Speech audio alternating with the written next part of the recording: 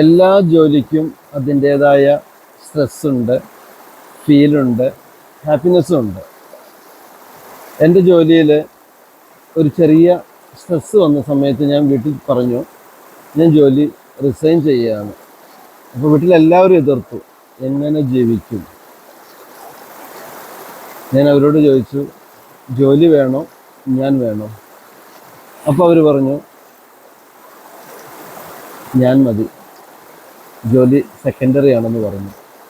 അപ്പോൾ നമ്മളുടെ ജീവിതത്തിൽ പ്രയാസങ്ങളൊക്കെ ഉണ്ടാകുന്ന സമയത്ത് കൂടെ നിൽക്കേണ്ടവർ കുടുംബാംഗങ്ങൾ തന്നെയാണ്. അതുകൊണ്ടാണല്ലോ കൂടുമ്പോൾ ഇമ്പമുള്ളതാണ് കുടുംബം എന്ന് പറയുന്നത്. കുടുംബത്തിലെ എല്ലാവർക്കും പരസ്പരം സപ്പോർട്ടാവാൻ കഴിയണം. Be happy.